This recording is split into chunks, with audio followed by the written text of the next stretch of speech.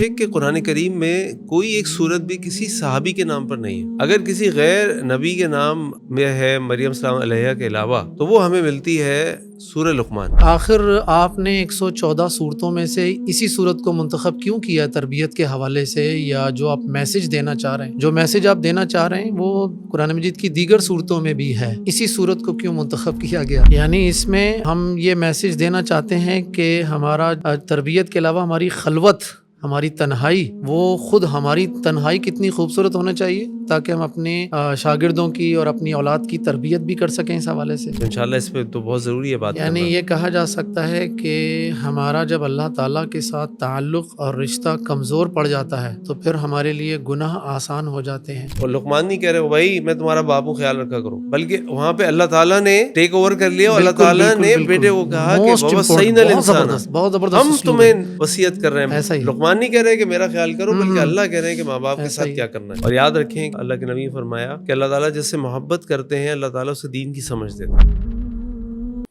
السلام علیکم ورحمۃ اللہ وبرکاتہ. نحمد و نصلی علی رسولہ الکریم، اما بعد.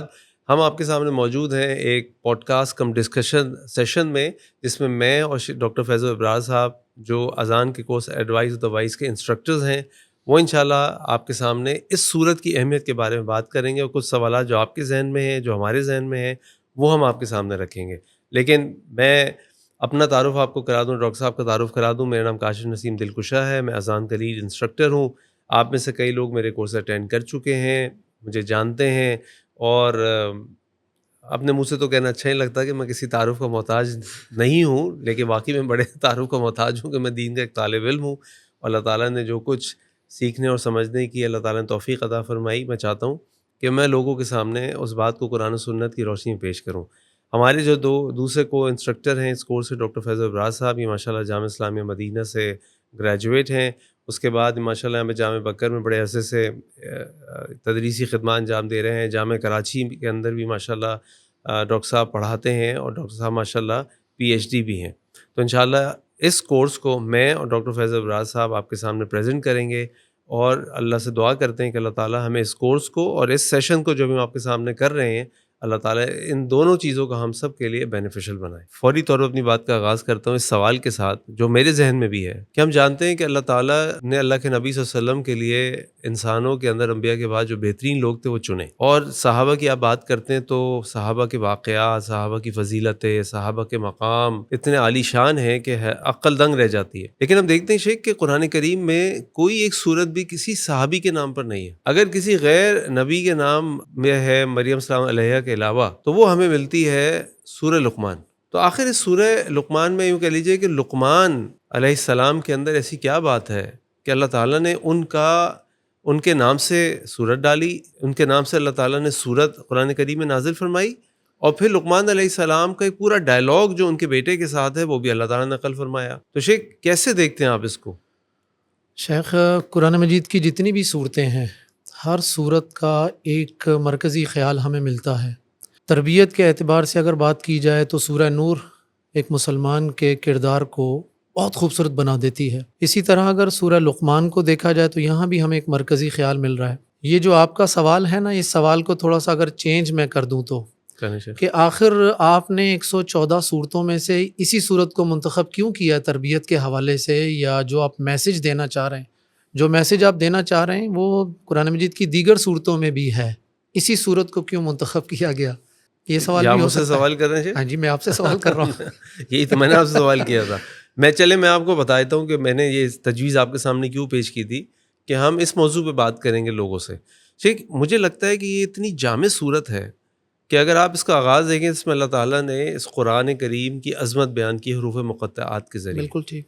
پھر اللہ تعالیٰ نے محسنین کی صفات بیان کی، پھر اللہ تعالیٰ نے لہو الحدیث کے بارے میں بات کی، اللہ تعالیٰ نے کفار کے بارے میں بات کی، مسلمانوں کے بارے میں بات کی. اس کے بعد اللہ تعالیٰ نے، یعنی یہ تو بات ہو گئی عقیدے کی، عقیدہ توحید کی بات ہو گئی. پھر انسان کی زندگی کو فضولیات سے بچانے کی، پھر اللہ تعالیٰ نے ایک باپ بیٹے کا رشتہ، پھر ان کا آپس میں جو ڈائلاگ ہے، پھر تربیت کا انداز ہے، پھر اللہ تعالیٰ سے ان کے تعلق کو جوڑنے کی بات ہے، اور پھر آخر میں جا کے پھر عقیدہ آخرت، اس طرح کی اور چیزیں. تو مجھے لگتا ہے کہ یہ ایک بہت ہی جامع صورت ہے کہ ہم اس صورت کے ذریعے بہت ساری چیزوں کو ڈسکس کر سکتے ہیں جو ہم سب کے لیے بڑی اہم ہے. اچھا، میں سمجھتا ہوں کہ اس وقت ہم جس وقت سے گزر رہے ہیں، ہماری جو اپروچز ہیں وہ اپروچز ہماری بہت زیادہ ڈائمینشنل تقسیم ہو رہی ہیں، ڈائیورٹ ہو رہی ہیں، کیونکہ ہمارا جو میڈیا اور جو ہمارا انوائرمنٹ ہے وہ ہمیں کسی ایک جو اسلامک اپروچ پر کنسنٹریٹ کرنے نہیں دے رہا۔ آئی تھنک اس حوالے سے اگر غور کیا جائے تو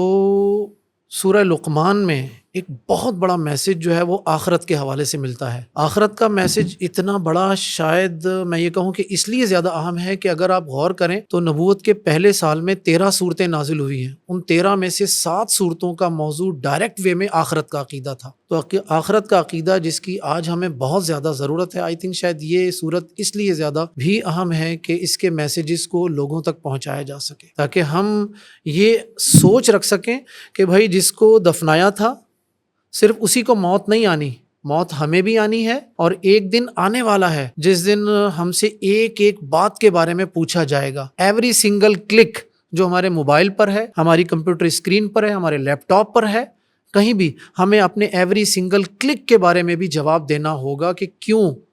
تو اس اعتبار سے آئی تھنک میں سمجھتا ہوں کہ سورہ لقمان بہت موسٹ امپورٹنٹ میسیجز ہمیں دے گی انشاءاللہ العزیز۔ اچھا، ایک چیز اور میرے ذہن میں آتی ہے کہ والدین کے حقوق کی ہم بات کرتے ہیں، اور یہاں لقمان علیہ السلام نے اپنے بیٹے سے بات بھی ایسے ہی کی، تو سب سے پہلے انہوں نے یہ بات نہیں کی کہ بیٹا نماز پڑھو، بیٹا یہ کرو وہ کرو، بلکہ سب سے پہلے اللہ سے تعلق جوڑا۔ تو اس میں سب سے پہلے اللہ کے ساتھ شرک کے بارے میں جو بات کی انہوں نے، اس کی کیا حکمت سمجھ آتی ہے؟ یہ تو یوں دیکھیں نا کہ ہمیں ایک مسلمان کے لیے بنیاد کیا بنتی ہے؟ اللہ تعالیٰ، اللہ کی عبادت اور اللہ سے تعلق قائم کرنا۔ ہماری جو پہلی وحی ہے اقرأ بسم ربک الذی خلق، وہاں بھی ہمیں اللہ کے ساتھ جوڑا جا رہا ہے، اور قرآن میں صراحت کے ساتھ ہمیں کہا گیا فاعلم انہ لا الہ الا اللہ، کہ بھائی تمہارے لیے لازمی ہے، ہر ایک کے لیے، کہ تمہیں اللہ کا تعارف ہونا چاہیے کہ اللہ کون ہے، اللہ کے ساتھ ہمارا تعارف کیا ہونا چاہیے، ہمارا رشتہ کیا ہے۔ تو لقمان، یہاں مجھے ایک بات اور بھی آتی ہے کہ قرآن نے اس بات کو ڈسکس نہیں کیا، اس پر میں ابھی آگے چل کر بات کروں گا آپ سے، کہ قرآن نے اس بات کو ڈسکس نہیں کیا کہ لقمان نبی تھے یا نہیں تھے۔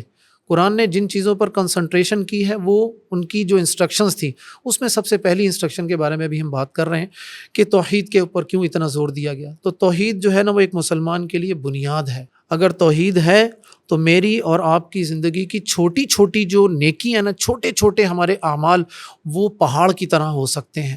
یہ ہمارے لوگوں کو، مسلمانوں کو یہ بات سمجھنی چاہیے۔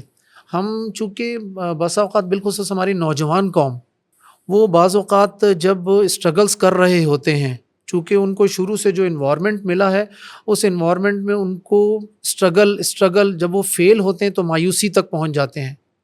تو انہیں اس بات کو سمجھنا چاہیے، یہ میسیج دینا چاہیے ہمیں کہ بھائی مایوسی نہیں ہے، اگر آپ کی اپروچ توحید کے ساتھ ہے تو آپ ناکام نہیں ہیں، اور انشاءاللہ العزیز اللہ تعالیٰ اپنے بندوں کے کسی عمل کو ضائع نہیں کرتا، اور اس کا جو معاوضہ ہے، اس کا جو بدل ہے، صلہ ہے، آخرت میں تو اس کا وعدہ ہے ہی ہے، اس کا دنیا میں بھی وعدہ ہے۔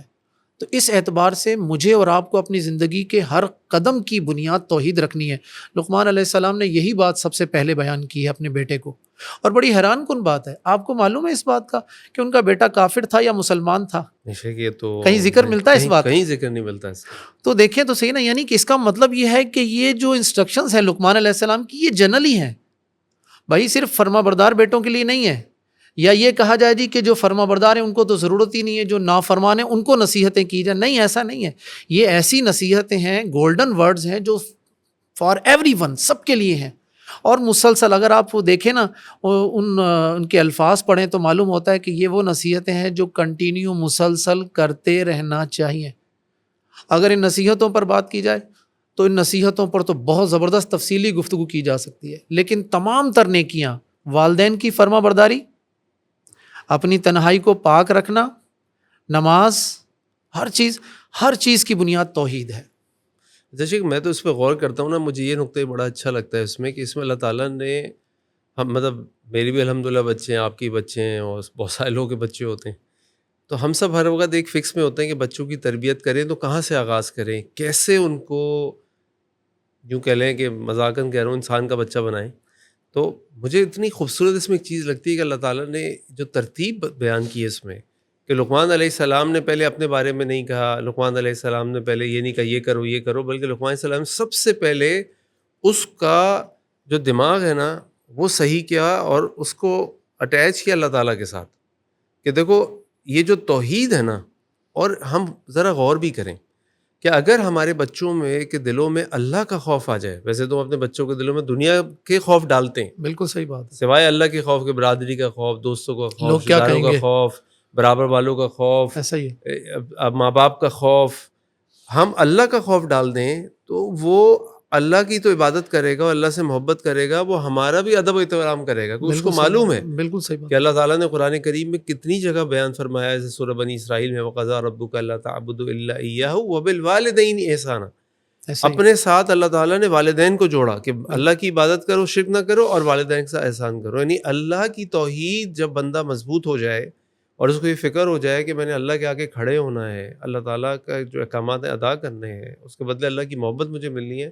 تو اللہ کی محبت کیسے ملے گی؟ جب ان تمام چیزوں سے محبت کی جائے جن سے اللہ محبت کرتے ہیں، اور اللہ نے حکم دیا ہے والدین سے محبت اور احسان کا. تو اتنی اہم ترتیب ہے کہ اگر اس ترتیب پہ بھی ہم چل لیں تو میں سمجھتا ہوں کہ ہمارے بچوں کی تربیت بہت بہترین انداز سے ہو سکتی ہے. ویسے انشاءاللہ کورس کے اندر بالکل اس پہ اور مزید بات کریں گے، بلکہ میں ایک اور نقطے پہ یہاں بات کرتا ہوں جو میں کورس میں ڈسکس کروں گا. میں پہلے بھی کئی اپنے پروگرام میں ڈسکس کر چکا ہوں کہ آج ہم ایک ایسے فکس کے اندر آ گئے ہیں کہ جس کو ہم کہتے ہیں چائلڈ سینٹرک پیرنٹنگ. یعنی ہر چیز بچے کے اعتبار سے طے ہوگی. بالکل. بچہ کیا چاہتا ہے، بچہ کیا کھائے گا، بچہ کب جائے گا، بچہ کب سوئے گا، بچہ کب اٹھے گا. بالکل. یعنی ہم بچوں کے غلام بن گئے. ایسا ہی ہے. جبکہ یہ ترتیب نہیں ہے. دین تو ہمیں بیلنس دیتا ہے. وہ بیلنس کیا ہے وہ انشاءاللہ ہم کورس کے اندر اسٹڈی کریں گے. ایک اور بھی اس میں ایڈ کیجئے گا. ہم تربیت اولاد کے حوالے سے اگر آیات کی بات کریں، لقمان علیہ السلام کی نصیحتوں پر آپ غور کریں تو سب سے پہلے اللہ تعالیٰ نے یہ نصیحتیں ڈائریکٹ شروع نہیں کروائی ہیں، بلکہ پہلے لقمان علیہ السلام کی تربیت کی ہے. تو کیا اس سے ہمارے والدین کو یہ میسج نہیں ملتا کہ سب سے پہلے انہیں اپنی تربیت کی طرف سوچنا چاہیے؟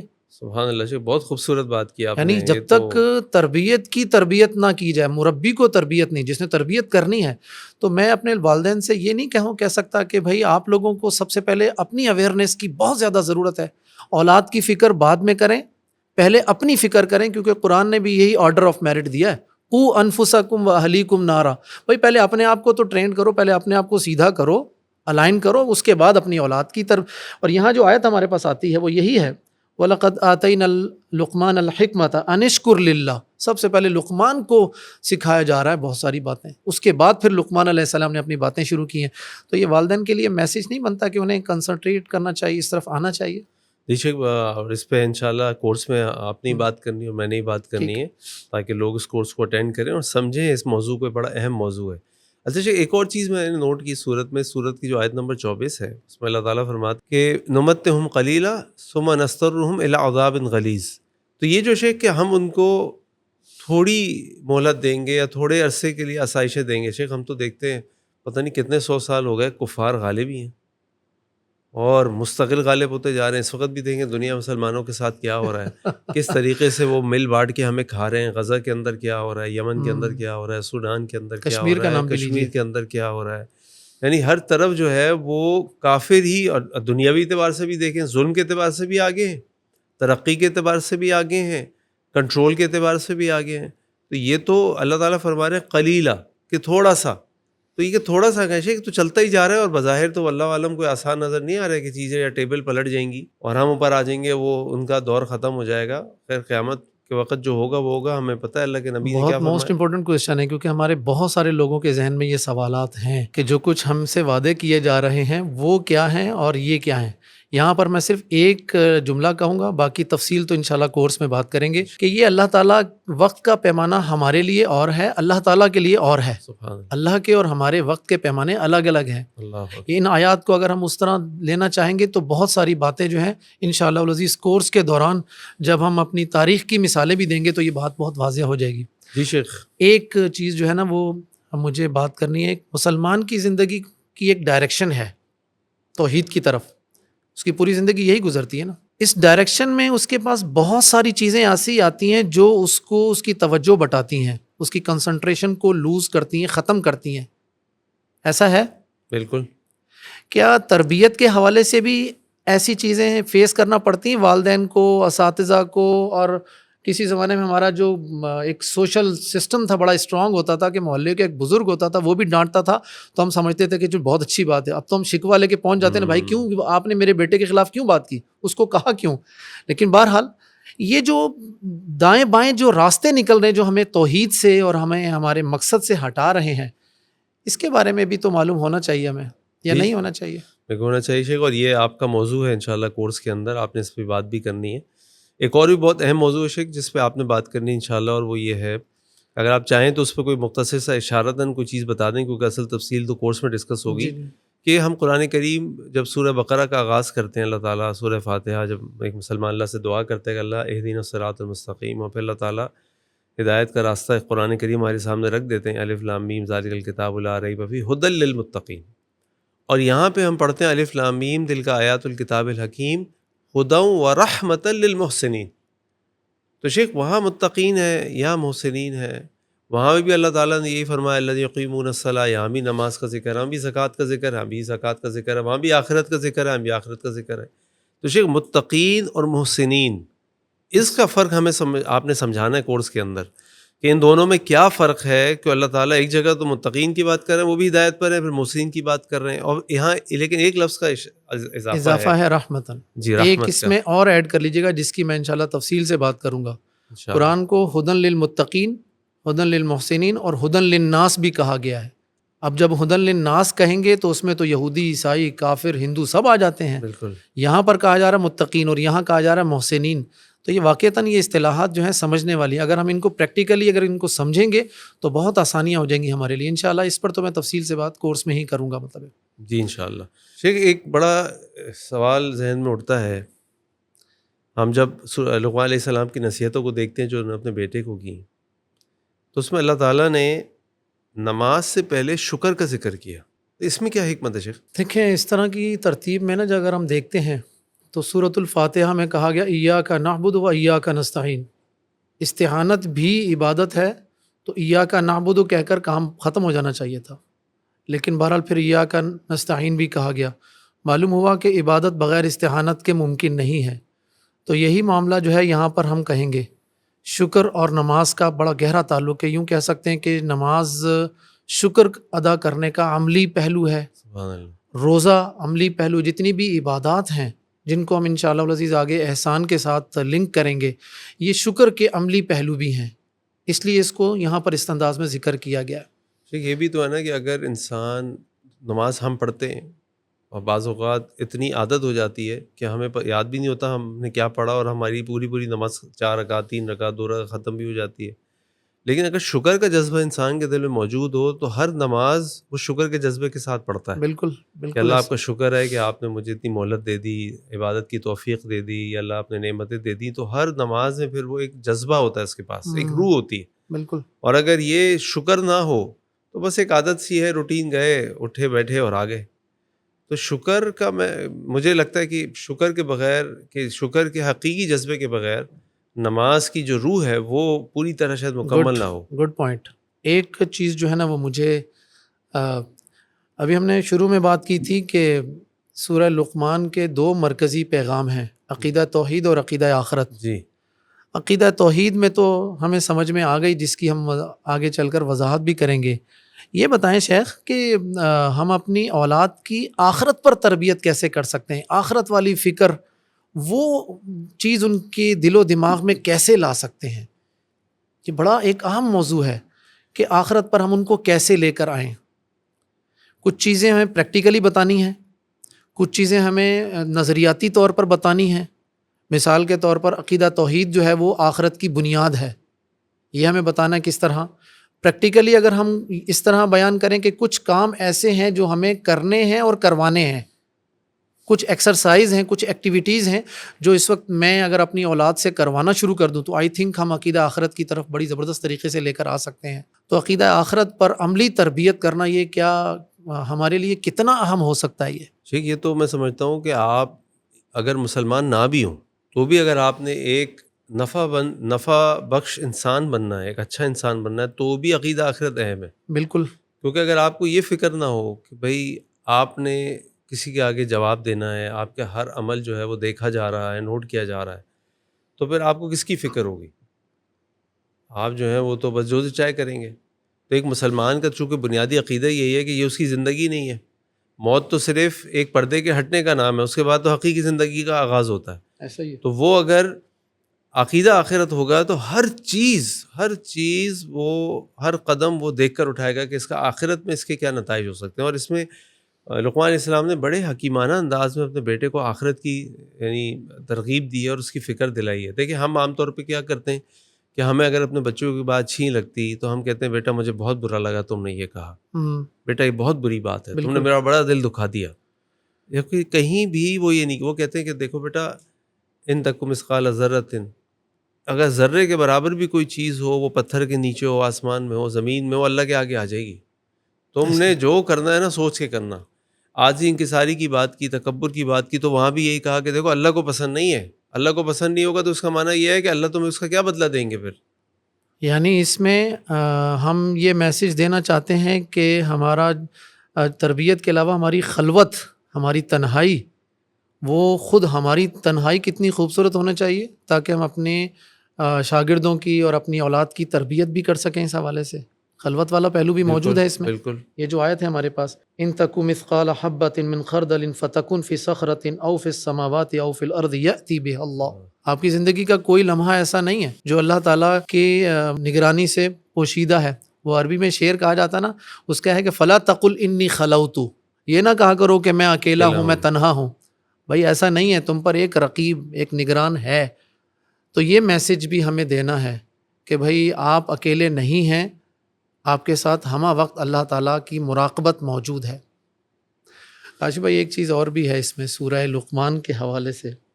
سورہ لقمان کا آخر جو ہے، آخر میں بڑی زبردست ہمیں ایک آیت دی گئی جس میں 5 باتیں کہی گئی ہیں۔ 5 باتیں جو کہی گئی ہیں کہ اللہ تعالیٰ کے پاس 5 باتوں کا علم ہے، غیب کی کنجیاں جن کو کہا گیا۔ یہ غیب کی کنجیاں کیا ہیں؟ یہ ہمارے عقیدے پر کیا اثرات مرتب کرتی ہیں، کیسے ہمیں مضبوط کرتی ہیں؟ شیخ یہ آخرت کی کنجی اللہ تعالیٰ نے سورت کے آخر میں بتائی، ان اللہ عندہ علم الساعہ۔ تو اس طرح جو 5 ہیں انشاءاللہ میرا خیال ہے موضوع آپ ہی کا ہوگا، آپ جی اس کو تفصیل سے بیان کریں گے، اور یہ بڑی اہم ہے۔ اس کے بارے میں اگر انسان کا عقیدہ مضبوط نہ ہو کہ غیب کی باتیں کس کے پاس ہیں، تو پھر وہ بعض اوقات شرک میں بھی چلا جاتا ہے، بعض اوقات گناہ کبیرہ میں چلا جاتا ہے، بعض اوقات نجومی و کاہنوں کے پاس جا کے اپنی ایمان کو، عبادات کو تباہ برباد کر دیتا ہے۔ تو انشاءاللہ اس پہ تو بہت ضروری ہے بات کرنا۔ یعنی یہ کہا جا سکتا ہے کہ ہمارا جب اللہ تعالیٰ کے ساتھ تعلق اور رشتہ کمزور پڑ جاتا ہے تو پھر ہمارے لیے گناہ آسان ہو جاتے ہیں، نافرمانی آسان ہو جاتی ہے۔ سورہ لقمان میرا اور آپ کا بلکہ ہمارا سب کا اللہ کے ساتھ تعلق اور رشتہ مضبوط کر رہی ہے، تاکہ جتنا تعلق یہ رشتہ مضبوط ہوگا اتنے ہی ہم گناہوں سے دور ہوں گے۔ ایسا ہی کہا جا سکتا ہے۔ بالکل بالکل۔ اچھا شیخ میں ایک اور نقطے کی طرف اشارہ کر کے اپنے اس پروگرام کو ختم کرتا ہوں۔ وہ نقطہ یہ ہے کہ عام طور پہ ہم دیکھتے ہیں کہ ہم سب بات تو کرتے ہیں کہ ہم سب کی ایک بیلنسڈ لائف ہونی چاہیے۔ میں مسلمانوں کی بات کر رہا ہوں، غیر مسلموں کی بات نہیں کر رہا۔ اور ہم یہ کہتے ہیں کہ بھائی اللہ سے بھی تعلق ہو اور انسانوں سے بھی تعلق ہو، یعنی حقوق اللہ حقوق العباد۔ لیکن عام طور پہ ہم دیکھتے ہیں کچھ لوگ یا تو حقوق اللہ میں اتنے آگے نکل جاتے ہیں کہ حقوق العباد بھول جاتے ہیں، اپنے گھر والوں کے حقوق بھول جاتے ہیں، رشتہ داروں کے حقوق بھول جاتے ہیں، اور لوگوں کے ساتھ جو معاملات ہیں، یعنی ایک بڑا ہی دیندار آدمی ہوتا ہے لیکن پڑوسیوں کے ساتھ انتہائی برا ہوتا ہے، اس کا ایک عجیب قسم کا رویہ ہوتا ہے کہ وہ اس کے اندر تکبر ہوتا ہے، ریاکاری ہوتی ہے، اس طرح کی باتیں ہوتی ہیں۔ دوسری طرف ہم دیکھتے ہیں کہ ایک بہت ہی شاندار انسان ہوتا ہے، یعنی لوگوں کا خیال رکھنا، رشتہ داروں کا خیال رکھنا، پڑوسیوں کا خیال رکھنا، اس کے اندر بڑی اچھی سیوک سینس ہوتی ہے، وہ صفائی ستھرائی تمام چیزوں اور اس کو کوئی کمپرومائز بھی نہیں کرتا۔ لیکن جب آپ دیکھتے ہیں وہ اللہ کی طرف بالکل غافل ہوتا ہے، بالکل وہاں سے غافل ہے وہ۔ لقمان علیہ السلام نے اپنے بیٹے کی تربیت کو اس انداز سے کی کہ اللہ کے ساتھ حقوق اللہ کی بات بھی کی اور حقوق العباد کی بات بھی کی، یعنی پوری بیلنسڈ اپروچ ہے کہ ایک ماں باپ کو، ایک پیرنٹ کو اپنے بچوں کی تربیت میں کیسے بیلنس کریٹ کرنا ہے اور کیسے ان کے اندر ایک بیلنسڈ اپروچ پیدا کرنی تاکہ وہ ایک اچھے انسان بنے اور آخرت میں وہ بھی جنت میں جائے، اپنے والدین کے لیے بھی صدقہ جاریہ بنے۔ بالکل ٹھیک۔ تو انشاءاللہ شیخ ان تمام موضوعات پہ ہم نے تفصیل سے بات کرنی ہے اور بڑے اسٹرکچرڈ وے میں بات کرنی ہے۔ ایک سوال چھوٹا سا اور ہے جو آپ سے مجھے کرنا ہے. کیا یہ 34 آیات کیا واقعتاً ہماری زندگی میں تبدیلی لا سکتی ہیں؟ جی شیخ، پہلی بات تو یہ ہے کہ چونکہ یہ قرآن کی آیات ہیں اور ہم، قرآن الحمدللہ ایک زندہ کتاب ہے، ہم، ہر جگہ ہماری رہنمائی کرتا ہے. تو پہلا تو یہ کہ وہ ویسے قرآن کی آیات ہیں تو بڑی پریکٹیکل بھی ہیں ہم، اور بہت فائدہ مند بھی ہیں اور بالکل تبدیل آ سکتی ہیں. لیکن اس صورت کے اندر جو کمپریہنسو وے میں اللہ تعالیٰ نے یعنی اپنے توحید سے سٹارٹ کیا، پھر مومنین کی والدین کے بارے میں، پھر مومنین کے بارے میں کہ محسنین کون ہوتے ہم، ہیں، پھر کفار، پھر ایک لاجیکل ریشنل ہمیں کال دی کہ بھائی خلق السماوات بغیر عمد ترونہا، کہ اللہ تعالیٰ نے آسمانوں کو بغیر کسی ستون کے پیدا کیا، تم دیکھتے نہیں ہو. وہاں سے پھر فضول زندگی نہیں گزارنی چاہیے، لایانی باتیں نہیں کرنی، پھر پیرنٹس کی پھر تربیت کی بات ہو گئی، پھر اولاد کا ماں باپ کے ساتھ کیا تعلق ہونا چاہیے. وہاں بھی اتنی خوبصورت طریقے سے کہ اللہ لقمان نہیں کہہ رہے بھائی میں تمہارا باپ ہوں خیال رکھا کرو، بلکہ وہاں پہ اللہ تعالیٰ نے ٹیک اوور کر لیا اور اللہ بالکل تعالیٰ بالکل نے بالکل بیٹے کو کہا کہ موسٹ بابا امپورٹنٹ، سینا الانسان، بہت زبردست ہم اسلوب ہے. تمہیں وصیت کر رہے ہیں. ایسا ہی، لقمان نہیں کہہ رہے کہ میرا خیال کرو، بلکہ ہم، اللہ کہہ رہے ہیں کہ ماں باپ کے ایسا ساتھ ہی کیا کرنا ہے. اور پھر آخر میں دوبارہ عقیدے کی طرح بات شروع ہوئی.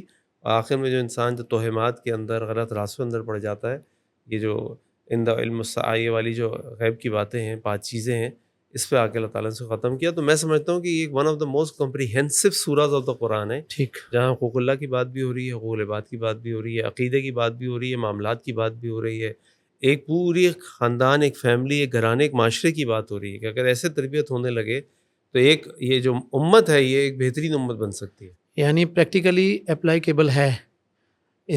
دین جو ہے وہ 4 چیزوں کا نام ہے نا، عقائد، عبادات، معاملات اور اخلاقیات. ان 34 آیات میں یہ چاروں چیزیں مل رہی ہیں ہمیں. جی بالکل مل رہی ہیں انشاءاللہ، بالکل تو مل یہ رہی ہیں. بتانی ہے آپ نے ہمیں، مطلب ضرور ضرور، انشاءاللہ ہم سب نے میں نے اور آپ، میں نے نہیں شیخ، بالکل کچھ حصہ کچھ آپ کا باتیں بھی میں ہے، نے تو ہم دونوں نے مل کے انشاءاللہ ٹھیک اپنے انشاءاللہ جو ہمارے العزیز، اسٹوڈنٹس ہوں گے ان کو بتانی ہے. لیکن میں انشاءاللہ. ساتھ یہ کہہ دوں کہ دیکھیں آج کے دور میں نا ہم سب بڑی سپرفیشل نالج کی طرف آ گئے ہیں، بڑی سطحی ہماری اپروچ ہو گئی ہے. ہمیں ایک منٹ، آدھا منٹ کی باتیں اور ریلز اور ویڈیوز بڑی اچھی لگتی ہیں، اسٹرائک کرتی ہیں اور ہم بڑا فیسینیٹ ہو جاتے ہیں. یہ دیکھیں یہ اچھی بات ہے، ہمیں موٹیویٹ کرتی ہے، لیکن یہ منزل نہیں ہے.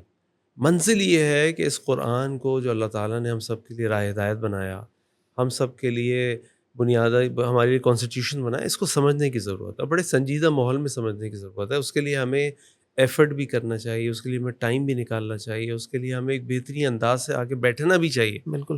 اور یاد رکھیں کہ اللہ تعالیٰ، اللہ کے نبی نے فرمایا کہ اللہ تعالیٰ جس سے محبت کرتے ہیں اللہ تعالیٰ اسے دین کی سمجھ دیتے ہیں. تو اگر آپ اس کورس میں آ رہے ہیں نا تو یہ اللہ تعالیٰ کی طرف سے آپ کے لیے ایک بشارت ہے، ایک خوشخبری ہے کہ اللہ تعالیٰ آپ سے محبت کرتے ہیں، جو اللہ تعالیٰ نے آپ کو توفیق دی. بالکل لا شک تو کافی. کوشش کریں ٹھیک. کہ آپ ان بندوں میں شامل ہو جائیں جن سے اللہ تعالیٰ محبت کرتے ہیں. اچھا شیخ، ایک بات اور بھی بتائیے. سورہ لقمان کی اہمیت اور اس کی 34 آیات پر تو آپ نے بڑی زبردست طریقے سے بتا دیا کہ یہ ہمارے لیے قابل عمل ہیں، یہ تخیلاتی باتیں نہیں ہیں. یہ بھی بتائیے کہ یہ کورس کن لوگوں کے لیے ہے؟ کیا یہ ہم اسپیسیفک ایریاز کو ٹچ کرنا چاہتے ہیں یا جنرلی ہر ایریے کا؟ کون لوگ اس میں شامل ہو سکتے ہیں؟ جیسے میں نے آپ سے کہا نا یہ بڑی کمپریہنسو صورت ہے، تو اگر آپ ماں باپ ہیں اور آپ چاہتے ہیں بچوں کی اچھی تربیت کریں تو آپ کے لیے کورس ہے. ٹھیک. اگر آپ کے ماں باپ ہیں، آپ اولاد ہیں اور آپ چاہتے ہیں اپنے ماں باپ کے ساتھ آپ حسن سلوک کریں ٹھیک ہے. تو وہ کیسے ہوگا، وہ بھی اس کے اندر ٹھیک ہے. موجود ہے. گڈ. آپ ٹیچر ہیں ٹھیک ہے. اور آپ چاہتے ہیں کہ آپ کے اسٹوڈنٹس نیک صالح ہوں، سمجھدار ہوں، بیلنس ان کی ایک لائف اور اپروچ ہو تو آپ کے لیے امپورٹنٹ ہے. آپ ایک محسن بننا چاہتے ہیں، یعنی ایمان، اسلام، ایمان اور احسان جو حدیث جبریل کے اندر اللہ کے نبی صلی اللہ علیہ وسلم نے مراتب بتائے، سب سے اونچا مرتبہ احسان ہے. اگر آپ محسن بننا چاہتے ہیں، اللہ تعالیٰ نے محسنین کی صفات بتائی، وہ کیسے حاصل ہوں گی. بالکل.